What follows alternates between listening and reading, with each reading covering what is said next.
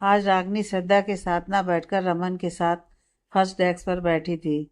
और आज जब से वह अपनी क्लास में आई थी, सबको बार बार बता रही थी कि वह और रमन अब से रिलेशनशिप में है।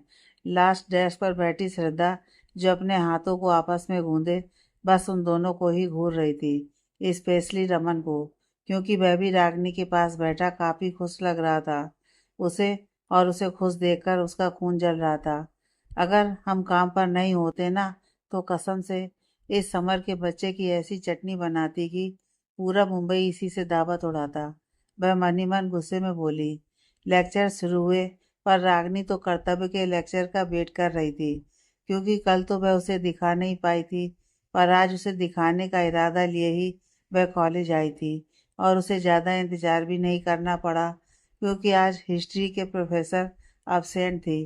तो उसकी जगह पर कर्तव्य की एडजस्टमेंट लगाई हुई थी। यानी आज उसके 2 लेक्चर्स थे।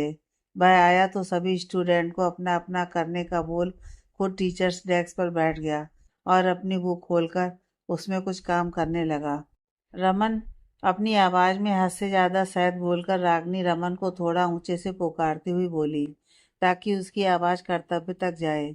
हाँ, क्लास में थोड़ा शोर था, पर रागनी की आवाज़ आराम से उसके कानों में पड़ी थी। हाँ, रमन तुरंत बोला, आज ना हम मूवी डेट पर चलेंगे, तो तुम मुझे घर से पिक करने आ जाना। वह अपने हर एक शब्द पर जोर देती हुई बोली, आज? अच्छा ठीक है। रमन पहले तो सोचने लगा, फिर मुस्कुराकर बोला, ध्यान रखना 8 बजे। ओके? ओके, याद रहेगा मुझे। पक्का ना? रमन बेबी। रागनी रमन के एक तरफ के गाल को अपनी उंगली से सहलाते हुए बोली। तो रमन अचानक हड़बड़ा गया। हाँ हाँ, पक्का। उसने रागनी का हाथ अपने कंधे से हटाया और उससे थोड़ा दूरी बनाकर बैठ गया। कर्तव्य, जो रागनी की हरकत देख चुका था और उसकी बातें सुन भी चुका था, उसके अंदर कुछ सुलगा था। और लास्ट डेस्क पर बैठी श्रद्धा, जो एकदम जलकर राख ही हो चुकी थी, अपने हाथों की मुट्ठियां बांधे बस खुद का गुस्सा जपत किए बैठी थी। Keep quiet everyone. सब अपना अपना काम करें, बहुत शोर हो रहा है। कर्तव्य डेस्क पर डस्टर से टेप करता हुआ थोड़ा सख्त आवाज में बोला। तो सब स्टूडेंट चुप हो गए, जो काफी शोर कर रहे थे। पर उसका इशारा रागनी की तरफ था। रागनी ने मुंह बनाया और उसे घूरने लगी। कहाँ जा रही हो इस वक्त? रागनी को तैयार होकर बाहर जाते देखकर दिवेश जी उसे टोकते हुए बोले। तो रागनी उनकी तरफ मुड़ी और मुस्कुराकर बोली, मूवी? कोई मूवी देखने नहीं जाना है, चुपचाप ऊपर जाओ। दिवेश जी सख्ती से बोले। तो रागनी हैरत में उनकी तरफ देखने लगी, क्योंकि आज तक दिवेश जी ने उसे कभी रोका टोका नहीं था। और आज अचानक? पर क्यों? क्यों नहीं जा सकती मैं तो जाऊंगी। रागनी उनकी तरफ देखती हुई बोली और जाने लगी। पर दिवेश जी तुरंत बोले, रागनी, तुम्हें सुनाई नहीं दिया मैंने क्या कहा? अभी के अभी रूम में जाओ। पर क्यों? रागनी झल्लाकर बोली। बोला ना कि कोई मूवी देखने नहीं जाना, तो नहीं जाना। क्यों? समझ नहीं आ रहा कि आप क्यों मना कर रहे हैं? क्या हुआ है ऐसा? पहले कभी तो नहीं रोका आपने। क्योंकि अब से तुम किसी और के साथ नहीं जाओगी। मैं अपने फ्रेंड के साथ जा रही हूँ, किसी गैर के साथ नहीं। ठीक है, अगर मूवी देखने जाना है तो जाओ, पर मेरी एक शर्त है। कैसी शर्त? जाओगी तो सिर्फ कर्तव्य के साथ, नहीं तो नहीं। दिवेश जी सख्ती से बोले। वहीं उनकी बात सुनकर रागनी को जैसे झटका लगा। अब उसे समझ आया कि आखिर सारा माजरा क्या था। कर्तव्य के कहने पर ही जरूर दिवेश जी उसे भेज नहीं रहे थे।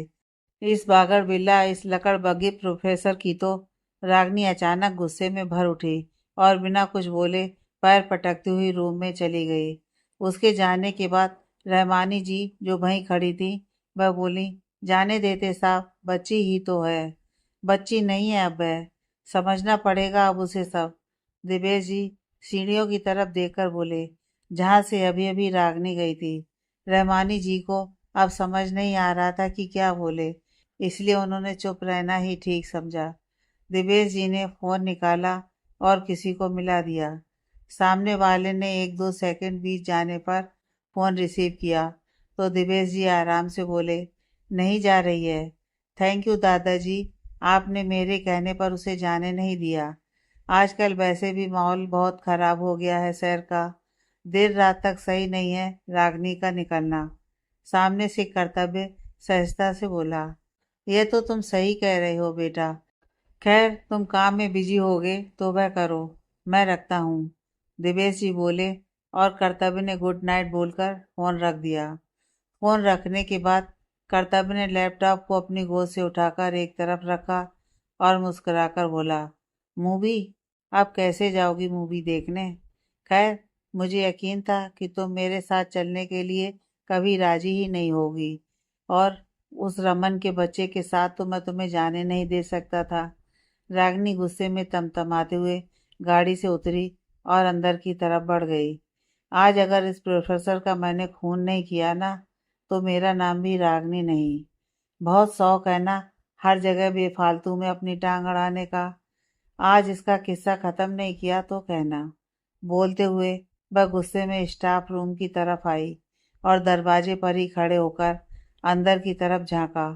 इस वक्त अंदर सिर्फ और सिर्फ कर्तव्य बैठा था और कुछ डॉक्यूमेंट पर अपने पेन चला रहा था। ये देखकर रागनी के चेहरे पर एक तिरछी मुस्कान आ गई। उसने अपने बैग से चाकू निकाला और उसे पीछे छुपाकर अंदर आ गई। किसी की आहट पाकर कर्तव्य ने अपना चेहरा ऊपर किया तो सामने रागनी को देखकर उसे कुछ सकसा हुआ। उसने अपने सामने रखे डॉक्यूमेंट्स को एक साइड रखा और चेयर पर पीठ लगाकर बैठ गया। कुछ काम है? वह अपने हाथों को सीने पर बांधता हुआ बोला, और रागनी उसके और करीब आ गई। ये देखकर कर्तव्य की आंखें कुछ छोटी हो गई थीं। क्या बात है कुछ? कर्तव्य आगे कुछ बोलता उससे पहले ही रागिनी ने अपने पीछे छुपाया हुआ चाकू उसके पेट पर मार दिया था, और उस पल में कर्तव्य की सांसें ही थम गई थीं। शब्द उसके गले में ही अटक कर रह गए थे। रागिनी ने चाकू उसके पेट से निकाल लिया तो उसकी दर्द भरी एक चीख सुनाई दी। पूरा चाकू कर्तव्य के खून से सन चुका था। कर्तव्य ने हैरत में उसकी तरफ देखा और कांपते हाथों से अपने पेट पर उस हिस्से को छुआ जहां अभी रागिनी ने उसे चाकू मारा था, और हाथ को देखा जिस पर खून लग गया था। खून देखकर अब उसकी आंखों के आगे अंधेरा छाने लगा। सांसें कुछ कुछ उखड़ने लगी। रागिनी ने चाकू साइड में फेंक दिया और उसका कॉलर पकड़कर गुस्से में बोली, तुमने बहुत गलत किया मेरी लाइफ में आकर, और जो मेरी लाइफ में आकर मेरी लाइफ को खुद से कंट्रोल करने की कोशिश करेगा, मैं गुस्से में आंखों को बड़ी करते हुए उसका ऐसा ही हश्र करूंगी जैसा अभी अभी तुम्हारा किया है। जान से मार दूंगी मैं। नहीं छोड़ूंगी तुम्हें, नहीं छोड़ूंगी। तुम कोई नहीं होते। रागनी, रागनी, रागनी बेटा उठो। रहमानी जी की आवाज़ जैसे ही उसके कानों में पड़ी, वह अचानक से हड़बड़ाकर उठ खड़ी हुई और अपने आसपास देखा तो वह अपने रूम में थी। सामने रहमानी जी दूध का गिलास लेकर खड़ी थी। रागिनी ने जल्दी से अपने हाथों को देखा जहाँ खून का नामो निशान तक नहीं दिख रहा था। उसने कंफ्यूज होकर अपना सिर खुजलाया। अरे यार, यह तो सिर्फ एक सपना था उसका। एक अफसोस के साथ रागिनी का चेहरा लटक गया। क्या हुआ? ऐसे क्यों बोल रही थी? और और किसे मारने की बात कर रही थी इतनी सुबह सुबह? रहमानी जी ने दूध का गिलास उसकी टेबल पर रख दिया तो रागिनी अपनी ठुड्डी के नीचे हाथ लगाकर उदास सी बोली, इतना अच्छा सपना देख रही थी आरडी, पर आपने जगा दिया। क्या देखा सपने में? रहमानी जी मुस्कुराकर उसके सामने ही बैठ गईं और प्यार से उसे पुचकारती हुई बोली। तो रागिनी खुश होकर बोली, मैंने उसका मर्डर कर दिया था। किसका बेटा? रहमानी जी चौंक कर बोली। उस झोलाछाप प्रोफेसर का, प्रोफेसर कर्तव्य का। आरडी, सच में बड़ा मजा आया था। हमेशा हमेशा के लिए उसका पत्ता कट कर दिया था इस दुनिया से, पर फिर पता चला कि ये तो, अफसोस जाहिर करती हुई, सपना था। रागिनी बोली। या मेरे खुदाया, उसके सिर पर चपत लगाती हुई, क्या करूं मैं तेरा? रहमानी जी उसे थोड़ा डांटने वाले अंदाज में बोली। तो रागिनी ने बच्चों की तरह अपना मुंह बना लिया। रहमानी जी उसे तैयार होने का बोल नीचे चली गईं। रागिनी भी चुपचाप उठकर बाथरूम में घुस गई। रागनी, तुम यहाँ क्यों खड़ी हो? रमन एंट्रेंस पर खड़ी रागनी को देखकर बोला, जो शायद किसी का इंतजार कर रही थी। तो वह मुस्कुराई और उसके कंधे पर हाथ रखकर बोली, अरे बस यूं ही खड़ी थी। चलो अब तुम भी मेरा साथ दो। श्रद्धा के आने के बाद क्लास में चलते हैं। वह तो ठीक है, चल यहीं बैठ जाते हैं। रागनी का हाथ अपने कंधे से हटाकर बोला और फिर दोनों वहीं बैठ गए। कुछ देर बाद श्रद्धा भी उन दोनों के पास ही आ गई थी। वह थोड़ा हैरान हुई थी क्योंकि आज रागनी बहुत जल्दी आ गई थी, वरना तो वो जल्दी आ जाए ऐसा कभी हुआ नहीं था। तुम इतनी जल्दी क्यों? आ नहीं सकती क्या? या फिर जल्दी आने का राइट सिर्फ तुम दोनों के पास ही है? रागनी चिढ़कर बोली। अच्छा, फिर चलो ना क्लास में बैठते हैं। यहाँ क्या कर रहे हैं? श्रद्धा बोली। तो रागनी ने उसे भी अपने पास ही बिठा लिया और मेन गेट की तरफ देखकर बोली, बैठ ना यार, यहीं थोड़ी देर। अभी क्लास का टाइम नहीं हुआ है, इसलिए अभी तो कोई क्लास लेने से रहा। पर हम यहाँ बैठे क्यों हैं रागनी? इस बार रमन बोला।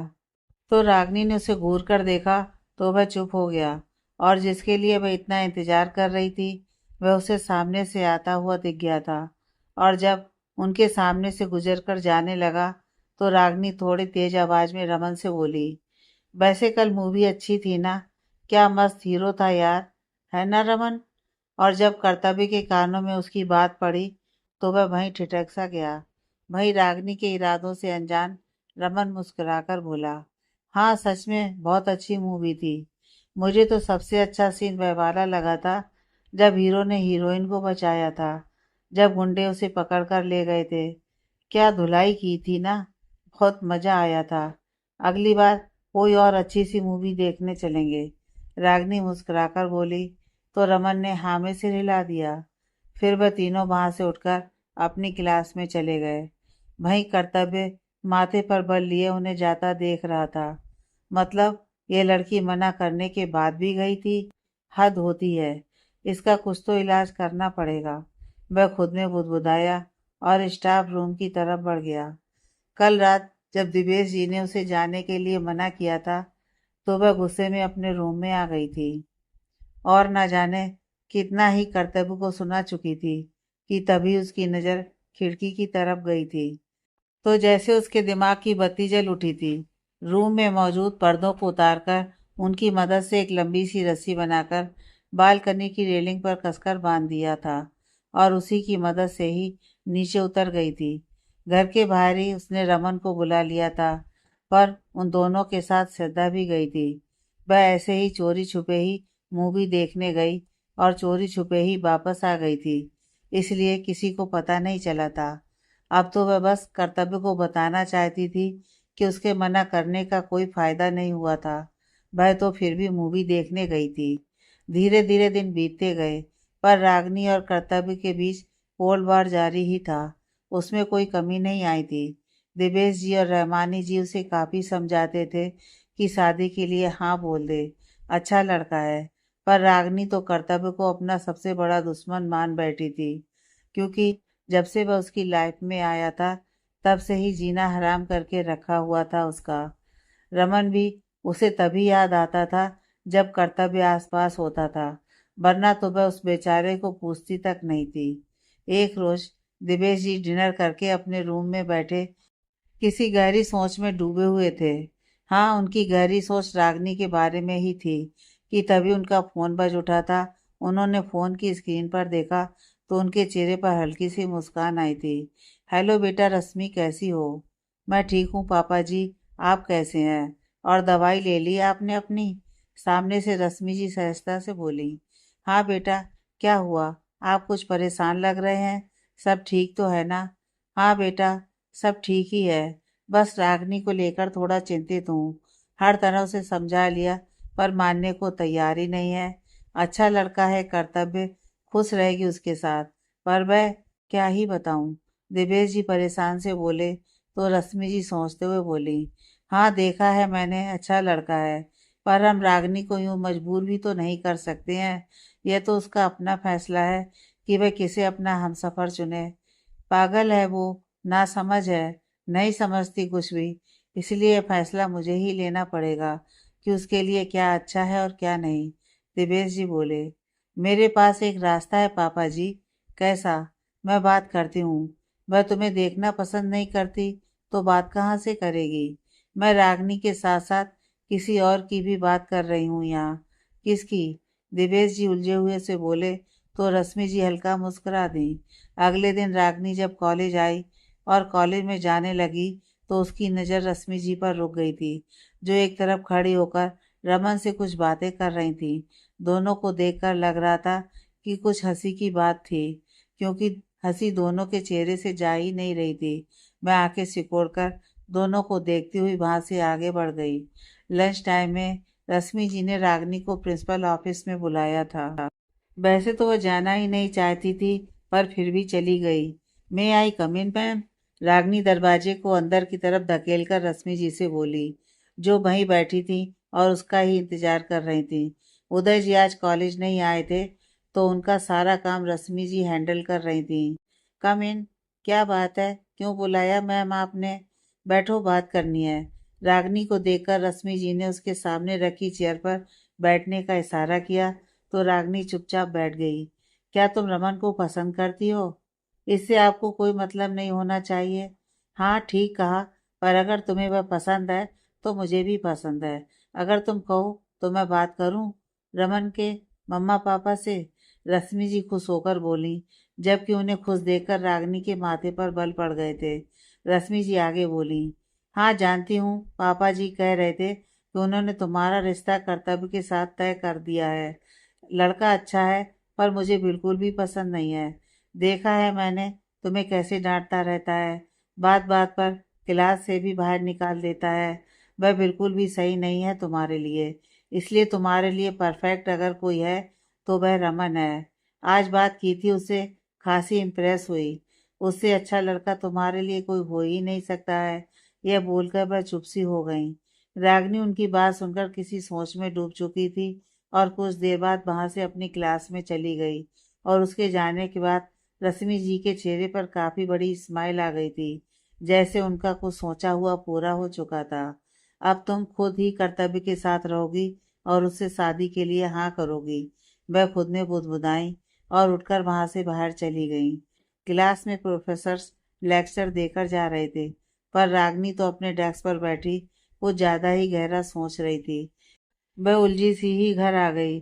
शाम के टाइम जब रहमानी जी उसके रूम में आई तो वह औंधे मुंह बेड पर पड़ी गुमसुम सी थी। वह धीरे से उसके पास बैठी और प्यार से उसके सिर पर हाथ फिराती हुई बोली, आज मेरी बेटी की मुस्कान कौन चुरा ले गया? R D. रागिनी ने धीरे से अपना सिर उनकी गोद में रखा। हाँ, मैं बहुत बुरी हूं ना? रागिनी आंखों में नमी लिए बोली। तो रहमानी जी तुरंत बोली, किसने बोला कि तुम बुरी हो? तुम तो सबसे अच्छी बच्ची हो।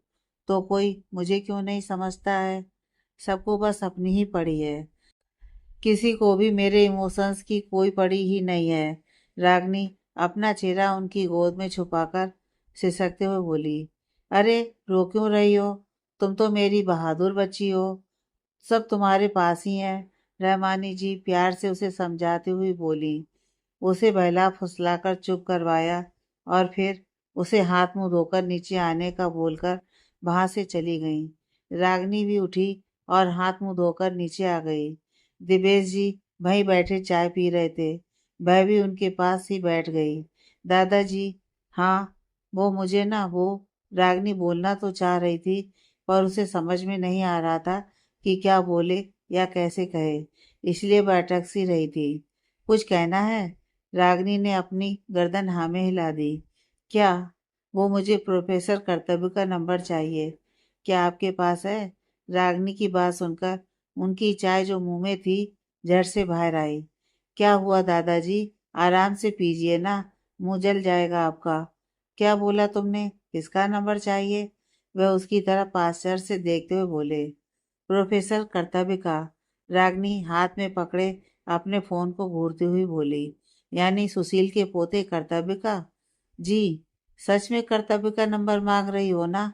वह एक बार फिर से कंफर्म करते हुए बोले, क्योंकि उनके लिए यकीन करना थोड़ा नहीं बल्कि बहुत ज्यादा मुश्किल था।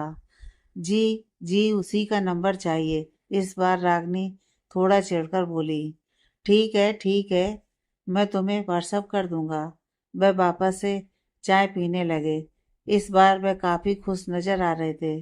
रागनी, तुम्हारा पास्ता, रहमानी जी वहां आकर बोली और अपने हाथ में पकड़ी बाउल को उसकी तरफ बढ़ा दिया।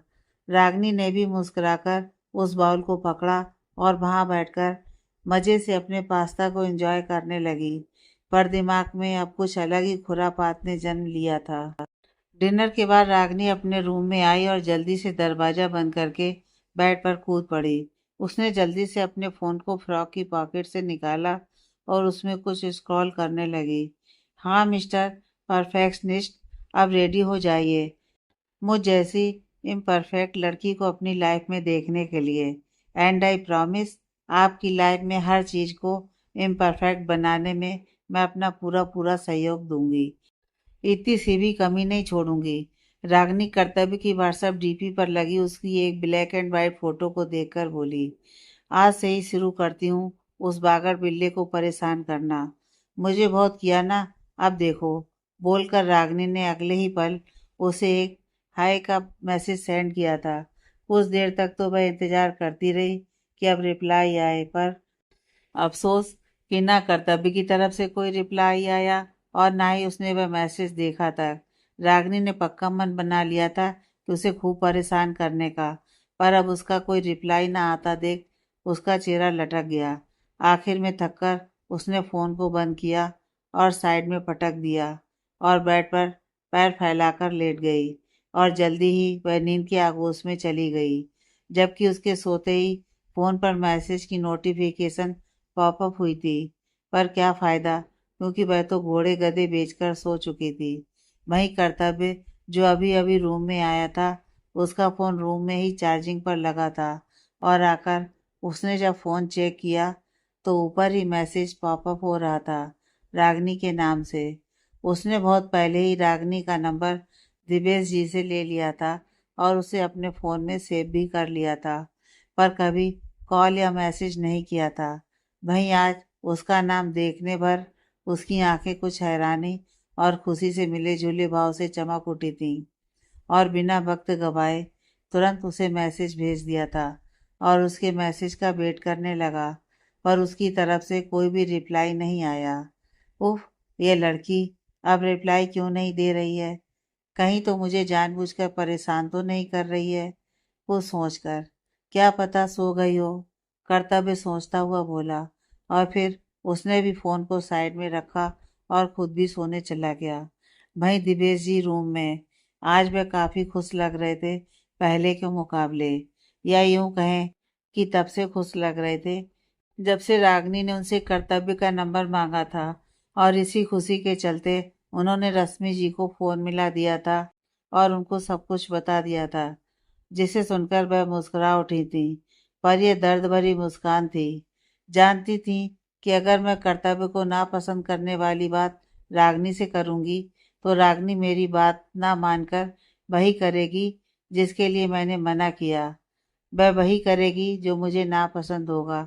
इसीलिए मैंने यह सब कहा था आज उससे कि मुझे पूरा पूरा यकीन था कि वह अब रागनी मुझे हर्ट करने के लिए कर्तव्य को खुद लिफ्ट करेगी। और यह तो बस शुरुआत है। देखना आप, जल्दी वह शादी के लिए भी हाँ करेगी। रश्मि जी थोड़ा उदास होकर बोली और उनकी यह उदासी इसलिए थी कि रागनी उन्हें हर्ट करने के लिए वो भी कर रही थी जो उसे बिल्कुल नागवारा था। हाँ, दिवेश जी बस इतना ही बोले, क्योंकि उनकी आवाज़ में आई उदासी को वह अच्छे से महसूस कर गए थे। पर वह क्या ही करते। ठीक है, मैं बाद में बात करती हूँ आपसे। फिलहाल मुझे कुछ काम है। शुभ रात्रि। रश्मि जी कांपती जुबान से बोली, आंखें आंसुओं से भीग चुकी थीं। शुभ रात्रि, ख्याल रखना बेटा अपना। वह उनकी मनोदशा समझकर अपनेपन से बोले और फिर दोनों तरफ से फ़ोन कट गया। रश्मि जी फ़ोन काटकर जैसे ही पीछे मुड़ी और अपने सामने अपने पति यानी आनंद जी को देखकर थोड़ा हड़बड़ा सी गईं। आप किससे बात कर रही थीं जो इतना रोना आ रहा है? आनंद जी थोड़ा शक भरी नजरों से उन्हें देखते हुए बोले। जबकि उनका सवाल सुन वह अपना थूक अंदर की तरफ गटकती हुई बोली। वो रागनी का हालचाल पूछ रही थी। तो बात रूम में भी तो हो सकती थी ना। सॉरी, कोई बात नहीं। वैसे कैसी है रागनी? वह उनके पास आकर बोले और धीरे से उनके कंधे पर हाथ रख दिया। ठीक है जी, गुड। तो कभी मिलवाओ मुझे भी उनसे। आपने तो उन्हें बस फोटोज में ही दिखाया है। आप तो सब जानते हैं आनंद। रश्मि जी उदास होकर बोली और उनकी आंखों में एक अजीब सा डर था। हाँ, खैर कोई बात नहीं, आप उदास मत होइए। एक दिन सब सही हो जाएगा। उनके सर पर हल्की सी थपकी देते हुए, अब चलें सोने? मैं एक बार दीपक को देख कर आती हूँ। सोया कि नहीं? वह खुद को नॉर्मल करती हुई बोली और अंदर की तरफ बढ़ गई। आनंद जी बस खामोशी से उन्हें जाते हुए देखते रह गए। रश्मि जी ने अंदर आकर एक कमरे का दरवाजा धीरे से खोला। रूम की डिम लाइट ऑन थी। बेड पर दीपक आराम से सो रहा था, जिसकी उम्र करीब 15-16 साल की रही थी। वो हल्का सा मुस्कुराई और दरवाजे से ही लौट गई।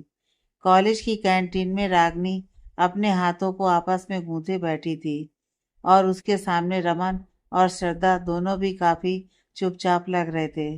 असल में कॉलेज आते ही रागनी ने दोनों को सीधा ही कैंटीन में बुला लिया था और जब से आई थी कुछ बोल नहीं रही थी, या फिर वह सोच रही थी कि बात की शुरुआत कहाँ से करे। क्या हुआ रागनी? उसके चुप रहने से अब श्रद्धा थोड़ा झल्लाकर बोली। वो मुझे ना, रमन की ओर देखकर। रमन, तुमसे कुछ कहना है। रागनी थोड़ा झिझकते हुए बोली। हाँ बोलो ना, रमन मुस्कुराकर बोला। तो रागनी बिना उसकी तरफ देखे बोली, रमन माफ करना यार, पर मैं तुमसे ब्रेकअप करना चाहती हूँ। क्या? पर क्यों? रमन और श्रद्धा दोनों एक साथ चौंक कर बोले। हाँ। उन दोनों को बारी बारी देखती हुई रागनी थोड़ा उदासी होकर बोली। शायद वह दिखाना चाह रही थी कि उसे बहुत दुख हो रहा है ये बोलते हुए। पर क्यों? मैंने क्या किया? मैं अच्छा नहीं हूँ क्या? रमन थोड़ा भावुक होकर बोला और उसकी बात सुनकर रागनी को खुद पर ही गुस्सा आया। वहीं श्रद्धा ने कुछ शक भरी नजरों से उसकी तरफ देखा। तुम तो बहुत अच्छे हो रमन, पर मैं तुम्हारे लायक नहीं हूँ। सॉरी यार, मेरा इरादा तुम्हारा दिल दुखाने का जरा भी नहीं था। मुझे खुद बिल्कुल अच्छा नहीं लग रहा है। रागनी उसके हाथ पर अपना हाथ रखकर बोली।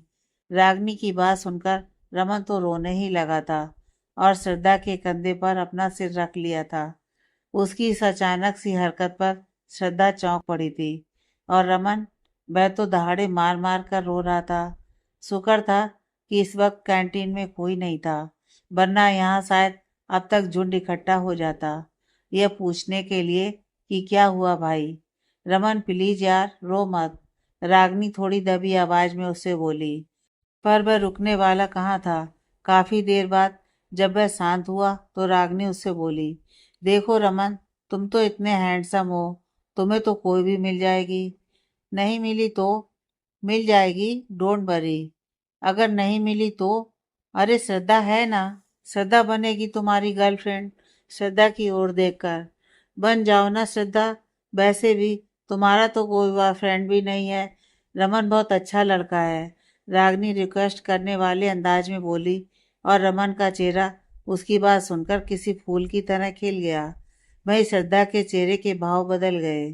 बुरा सा मुंह बनाकर उसने रमन की तरफ देखा, जो उसे देखकर बड़ी सी स्माइल पास कर रहा था। हाँ, ये क्या कह रही? रिश्ता पक्का हुआ, अब से हमारी लड़की तुम्हारी हुई। अच्छे से ख्याल रखना। और उंगली देखते हुए, खबरदार अगर इसकी आंखों में आंसू आया तो। श्रद्धा ने कुछ बोलना चाहा, पर रागनी उसका इरादा भांप गई थी कि आखिर वह क्या बोलेगी। इसलिए वह उसकी बात को बीच में ही काटकर रमन से बोली। थैंक यू रागनी, तुम बेस्ट हो यार। तुम जैसी फ्रेंड सबको मिले। रमन श्रद्धा के कंधे पर अपना सिर रखकर मुस्कुराकर बोला। एक मिनट, मेरी बात तो सुनो। श्रद्धा ने चौंक कर फिर कुछ बोलना चाहा, तो पहले की तरह इस बार फिर से रागनी बीच में ही बोल पड़ी। हाँ जानती हूँ यार तेरी फीलिंग्स को, और वैसे भी। रमन का हाथ और उसका हाथ टेबल पर खींच कर रखा। देखो तो, तुम दोनों का रंग भी मिलता है। तुम दोनों तो गोरे गोरे हो। अपना हाथ उनके हाथों के ऊपर रखकर। मेरा रंग तो सांवला है। तो अब बताओ किसकी जोड़ी परफेक्ट हुई? मेरी और श्रद्धा की, क्योंकि हम दोनों का रंग मिलता है ना? रमन खुश होकर तपाक से बोला, जबकि उसकी बात सुनकर श्रद्धा को महसूस हुआ कि उसका सर घूमने लगा था। ये दोनों पागल मिलकर उसे पागल बनाने पर तुले हुए हैं। हे ऊपर वाले, उठा ले रे बाबा। अब और जीना ही नहीं है इस लोक पे। बस यही फीलिंग आ रही थी श्रद्धा को। तुम तो बहुत ही इंटेलिजेंट हो Raman. I am proud of you dear, कि तुम हमारे दोस्त हो। देखना, एक दिन बहुत नाम कमाओगे। रागनी मुस्कुराकर बोली, और अब इरादा वहां से उठकर जाने का था। सुबह अपना बैग लेकर उठी और दोनों को क्लास में मिलने का बोलकर वहां से निकल गई। बंद करो ये पागलों वाली एक्टिंग समर। रागनी के जाने के बाद ही श्रद्धा झल्लाकर रमन उर्फ समर से बोली, एक्टिंग? जी, एक्टिंग। अगर अभी बंद नहीं की तो मैं तुरंत हेड बॉस को इन्फॉर्म कर दूंगी। श्रद्धा उसे बॉर्न करती हुई बोली, और हेड बॉस का नाम सुनते ही रमन उर्फ समर के चेहरे पर मौजूद शरारत पलक झपकते ही कहीं काफूर हो चुकी थी और उसकी जगह एक डर ने ले ली थी। यार, तुम भी ना क्यों गर्म हो रही हो? वह तो बस मजाक था। प्लीज हेड बॉस को कुछ मत बताना। रमन और समर लगभग रोने वाले अंदाज में बोला। वहीं श्रद्धा ने उसकी तरफ एक स्माइल पास की, जैसे कह रही हो, अब आए ना लाइन पर। कॉलेज की छुट्टी हो चुकी थी और सभी स्टूडेंट्स भी घर जाने के इरादे से कॉलेज से बाहर निकल रहे थे। रागनी भी श्रद्धा और रमन के बिना ही कॉलेज से बाहर की तरफ बढ़ गई थी। वहीं आज रागनी को अजीब सा बर्ताव कर देखते हुए आज रमन और श्रद्धा दोनों हैरान थे। हमेशा से लास्ट डेस्क पर बैठने वाली वो फर्स्ट डेस्क पर अकेली बैठी थी। श्रद्धा बैठ रही थी उसके साथ, पर उसने मना कर दिया था। और तो और आज मैडम ने कोई भी क्लास बंक की ही नहीं थी, प्रोफेसर कर्तव्य की भी नहीं। एकदम अटेंटिव होकर क्लास ली थी और उसे यूं देखकर आज कर्तव्य खुद को हैरान होने से रोक नहीं पाया था। ये रागनी को आज हुआ क्या है? श्रद्धा रागनी को बाहर की तरफ बड़ी ही तेजी से निकलते हुए देखकर अपने पास खड़े रमन से बोली, तो रमन ने बस अपने कंधे उचका दिए। यहाँ पढ़ने नहीं आते हैं, काम है हमारा रागनी पर नजर रखने का। कंधे उचकाने से कुछ नहीं होने वाला। अब चलो देखते हैं कि कहाँ जा रही है वो। श्रद्धा चिढ़कर बोली और रमन को लगभग खींचते हुए अपने साथ लेकर बाहर की तरफ बढ़ गई। प्रोफेसर कर्तव्य, सुनिए ना, वो मुझे आपसे कुछ काम है। स्टाफ रूम में घुस रहे कर्तव्य को बाहर ही रोकती हुई रागनी बोली, जबकि वह कुछ हैरान सा उसे देखने लगा। क्या काम है? वो एक्चुअली मुझे ना आपसे कुछ बात करनी है, पर अकेले में। मेरा मतलब है कि क्या आज हम डिनर पर चलें? रागनी मुस्कुराकर बोली। उसकी यह बात सुनने भर से ही कर्तव्य को अपने चारों तरफ तारे घूमते हुए लगे थे। हैरान भी बहुत था, पर खुशी के मारे मन ही मन लड्डू फूट रहे थे। खुशी से सीना 1 इंच फूल गया था, पर उसने चेहरे से जरा भी लगने नहीं दिया था। हाँ, सोचते हुए, 1 मिनट में चेक कर लेता हूँ कि मेरे पास टाइम है या नहीं, बोलकर कर्तव्य ने अपनी पॉकेट से फोन निकाला और उसमें कुछ स्क्रॉल करने लगा, मानो वह अपना कोई शेड्यूल चेक कर रहा हो। वहीं इसकी इस हरकत पर रागनी के दिमाग में कुछ विस्फोट हुआ था। शायद वो गुस्सा था जो वह अपने अंदर दबाने की जद्दोजहद कर रही थी। मतलब हद है, किसी के पास कोई काम है ही नहीं, सब बेल्ले हैं, सिवाय इस झोला छाप प्रोफेसर के। रात को क्या कचरा चुगने जाता है ये बंदा? रागनी उसे घूरती हुई मन ही मन सोच रही थी। ओके, वैसे मेरे पास एक काम था तो, पर अब मैं उसे कैंसिल कर रहा हूँ। कल कर लूँगा। आज रात डिनर साथ में करते हैं। मैं आ जाऊँगा लेने घर। कर्तव्य फोन को बंद कर उसे पॉकेट के हवाले करता हुआ उसकी तरफ देखकर बोला, तो रागनी ने जबरन मुस्कुराकर हामी से हिला दिया और फिर रात में मिलने का बोल वह बाहर की तरफ बढ़ गई। क्या हुआ आज इसे? भांग भांग तो नहीं खा ली? कर्तव्य उसे जाते देखकर सोचते हुए बोला और फिर खुद भी स्टाफ रूम में चला गया। एक अंधेरे से कमरे में एक शख्स आंखें बंद किए चेयर से अपना सिर टिकाए बैठा था और उसे देखकर लग रहा था कि जैसे किसी गहरी सोच में गुम है। सामने श्रद्धा और रमन उर्फ समर खड़े थे, पर एकदम सीरियस होकर उन दोनों ने ही कोई ब्लैक यूनिफॉर्म पहनी हुई थी। तुम दोनों शायद अपनी ड्यूटी भूल चुके हो, वह शख्स अपनी भारी आवाज में बोला, पर आंखें बंद ही थीं। नहीं हेड बॉस, हमें अच्छे से याद है, श्रद्धा अपनी हकलाती जुबान में बोली। तो जुबान हकला क्यों रही है? Head boss shut up. Shraddha. वह अचानक से उठकर खड़े हुए और गुस्से में अपने दोनों हाथों को सामने रखी टेबल पर मारा, और उसी के साथ श्रद्धा और रमन दोनों ही सहम से गए। तुम दोनों को कॉलेज में इधर उधर की बातों से, इधर उधर फुदकने से फुर्सत लगे तब ना तुम दोनों अपने काम पर ध्यान दोगे। तुम दोनों की मटर गश्ती खत्म हो तब ना। वह शख्स यानी हेड बॉस गुस्से में बोले, और उनकी बात सुनकर दोनों के मुंह पर मानो ताला लग गया था। आज रागनी के कॉलेज से घर जाने वाले रास्ते में क्या हुआ? सब ठीक था हेड बॉस, रमन बड़ी हिम्मत करके बोला, पर उसकी बात को बीच में ही काट कर हेड बॉस एक बार फिर से गरजते हुए बोले, ओह, तो कुछ नहीं हुआ? अपनी टेबल की दराज से कुछ फोटोज निकाल कर टेबल पर पटके। ऐसे ठीक है सब। श्रद्धा और रमन दोनों ने ही अपनी नजरें उन फोटो पर टिका ली जिसमें रागनी किसी से लड़ रही थी, रोड के बीचों बीच खड़ी होकर। दोनों के माथे पर बल पड़ गए। रास्ते में किसी शख्स ने रागनी की गाड़ी को टक्कर मारी। गलती सामने वाले की थी, पर वह रागनी पर भड़क गया और थोड़ी देर चली बहस के बाद रागनी ने पुलिस को बुलाया और उसे हंसते हुए छेड़ने के इल्जाम में अरेस्ट करवा दिया। रागनी का नाम लेते हुए अब हेड बॉस के गुस्से वाले भाव कुछ नरम पड़ गए थे। श्रद्धा और रमन बस उन्हें ही देख रहे थे, तो वह वापस से उनकी तरफ देखकर आगे बोले, और इसी के कारण वह पुलिस स्टेशन भी गई थी साइन करने कंप्लेंट पर। यह बात तुम दोनों को मुझे बतानी थी, न कि मुझे तुम दोनों को। और इससे यही पता चलता है कि तुम दोनों अपने काम के प्रति कुछ ज़्यादा ही लापरवाही दिखा रहे हो। सख्त आवाज में, क्या किया जाए? सॉरी हेड बॉस, अब से ऐसा बिल्कुल नहीं होगा। आप ये मौका और दे दीजिए, श्रद्धा तुरंत बोली, और रमन ने भी सहमति में अपना सिर हिला दिया। हेड बॉस कुछ देर तो उन्हें ही घूर कर देखते रहे और फिर वापस से अपनी चेयर पर बैठकर ठीक है, और उनके मुंह से निकले ये दो शब्द ठीक है श्रद्धा और रमन के मन को शांत कर चुके थे, जो अब तक काफी डर और घबराहट से घिरा हुआ था। आज कहाँ जाने की तैयारी हो रही है?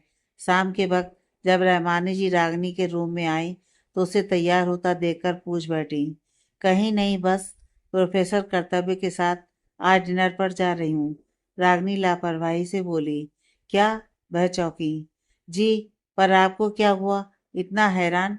रागनी उनकी तरफ पलटी और अपने निचले होंठ को दांतों तले दबाती हुई बोली, हैरान ना हूं तो क्या करूं? आजकल तो तू एक के बाद एक झटके ही दिए जा रही है। संभल भी नहीं पा रहे हैं हम। उसके माथे पर हाथ रखकर, कहीं तेरी तबीयत तो खराब नहीं हो गई है बेटा? किसी ने कुछ खिला पिला तो नहीं दिया ना? सोचते हुए, या अल्लाह, कहीं किसी ने मेरी बच्ची पर टोटका तो नहीं करवा दिया? रागनी के सिर पर हाथ रखकर, रुक मेरी बच्ची, मैं अभी तेरी नज़र उतारती हूँ, रहमानी जी बोली, और वहां से जाने लगी कि रागनी ने तुरंत उन्हें रोक दिया। आर डी, आप ये क्या कह रही हैं? मैं ठीक हूँ, और किसी ने भी कुछ नहीं खिलाया है मुझे, और ना ही कोई टोटका करवाया है। मैं मान ही नहीं सकती, जरूर किसी ने कुछ करवाया है। आर डी, आप मुझे टीच कर रही हैं ना? नहीं तो बेटा, हाँ, आप कर रही हैं, क्योंकि मैं पहले मना कर रही थी और अब उनके साथ डिनर पर जा रही हूँ, इसलिए ना। अचानक क्या हुआ? कुछ नहीं, बस मैंने थोड़ा डीपली सोचा तो मुझे समझ आया कि प्रोफेसर कर्तव्य से बेस्ट मेरे लिए कोई हो ही नहीं सकता। मेरी पूरी लाइफ सेटल है उनके साथ। रागनी थोड़ा शर्माती हुई बोली, तो रहमानी जी ने अपना सिर पकड़ लिया। कुछ देर बाद कर्तव्य रागनी के घर आया उसे पिक करने, और उसके बाद दोनों रेस्टोरेंट के लिए निकल गए। पूरे रास्ते गाड़ी में एक अजीब सी शांति रही। रागनी गाड़ी की विंडो से बाहर देख रही थी और कर्तव्य बार बार मुड़कर उसे देख रहा था। वाइट कलर की लॉन्ग कुर्ती और प्लाजो में वह काफी सुंदर लग रही थी, बालों को खुला छोड़ा हुआ था। मेकअप के नाम पर होठों पर सुर्ख लिपस्टिक, उसका वह हल्का दबा रंग किसी को भी अपनी तरफ खींचने की ताकत रखता था, जिसका पूरा पूरा असर कर्तव्य पर दिख रहा था। थोड़ी देर के लिए भी नजरें नहीं हटा पा रहा था वो। और कितना टाइम लगेगा? खुद पर कर्तव्य की नजरों को महसूस कर रागनी थोड़ा असहज होकर बोली। बस पहुंच ही गए। कर्तव्य हड़बड़ाकर बोला, और अब नजर सामने की तरफ थी। कुछ देर बाद दोनों रेस्टोरेंट पहुंच गए। कर्तव्य ने पहले से ही टेबल बुक करवा दी थी, जो एकांत में थी, ताकि वह आराम से बात कर सके और कोई भी उन्हें डिस्टर्ब ना करे। दोनों टेबल पर बैठे अपना अपना ऑर्डर दिया और कुछ ही देर में उनका ऑर्डर उनकी टेबल पर था। दोनों ने खामोशी के बीच डिनर किया, क्योंकि कर्तव्य सोच रहा था कि बात की शुरुआत रागनी करे, और रागनी सोच रही थी कि कर्तव्य करे, कि वह फिर अपनी बात रखे जिसके लिए वह यहाँ आई थी।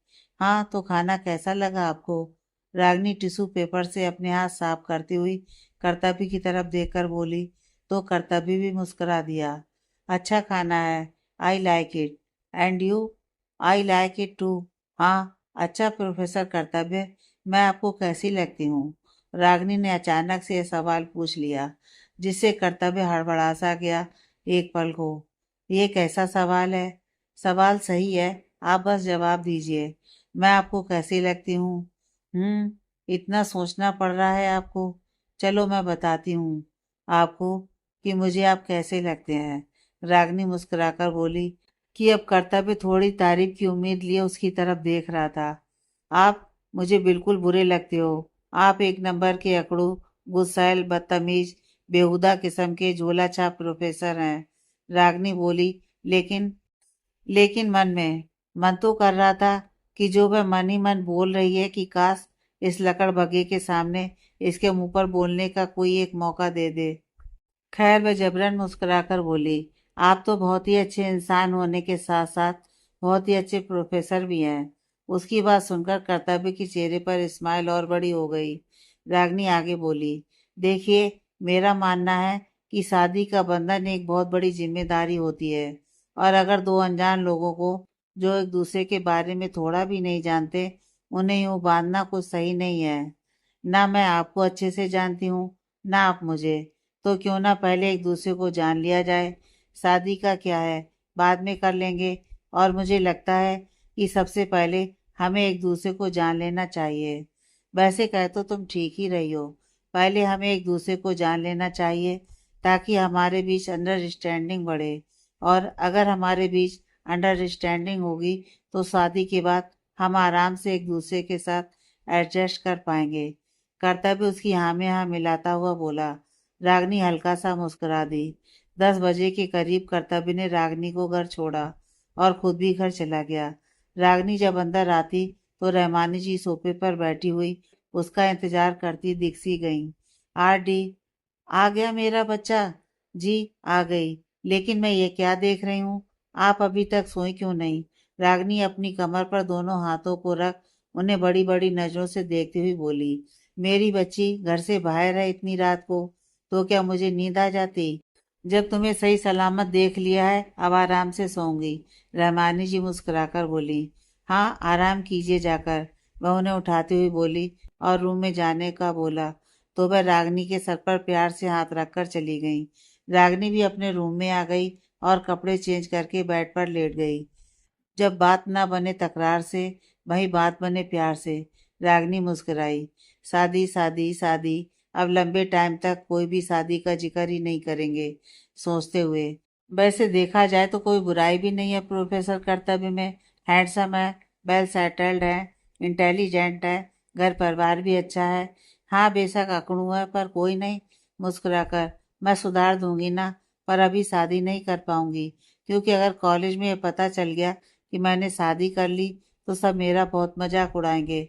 शादी का कॉलेज खत्म होने के बाद, और वैसे भी 1 साल ही तो है, और 1 साल तो यूं ही चला जाएगा। कल दादाजी को बताऊंगी ये बात, वह बोली, और अपनी आंखें बंद कर ली। रागनी की हर एक डिटेल्स ढूंढने को कहा था मैंने, उसका क्या हुआ? अपने रूम की बालकनी में खड़ा कर्तव्य किसी से फोन पर बोला, और सामने वाले की बात सुनकर वह मुस्कुरा दिया। वेरी गुड, वह सारी की सारी डिटेल्स मेरे पास सेंड करो, अभी के अभी। फिर उसने फ़ोन रख दिया और रूम में आकर बेड पर बैठ गया कि तभी मैसेज की नोटिफिकेशन पॉपअप हुई उसी फ़ोन की स्क्रीन पर। बिना देरी के उसने फ़ोन को अनलॉक किया और जल्दी से मैसेज को ओपन किया। सबसे पहले रागनी का एक प्यारा सा फोटो था, जिसके नीचे ही उसकी पास्ट प्रेजेंट की हर डिटेल्स थी, और उसके नीचे ही रागनी की मम्मी यानी रश्मि जी की फ़ोटो और उनसे जुड़ी हर एक डिटेल्स थी। वह पढ़ते हुए ऊपर से नीचे की तरफ स्क्रॉल कर रहा था, और अगला फोटो था रागनी के पापा यानी संजय राठौर का था, जिसे देखकर कर्तव्य की आंखें हैरत में बड़ी बड़ी हो गई थी। उसने अपनी आंखें बंद की और वापस से खोलकर फोटो को वापस से देखा। उसे देखकर लग रहा था कि मानो कोई भूत देख लिया हो। उसे विश्वास ही नहीं हो रहा था कि क्या वह सच में फोटो में मौजूद इंसान को देख रहा था। और जब उसने नीचे मौजूद डिटेल्स पढ़ी, तब तो उसकी हैरानी की कोई सीमा ही नहीं रही। आगे की कहानी नेक्स्ट पार्ट में।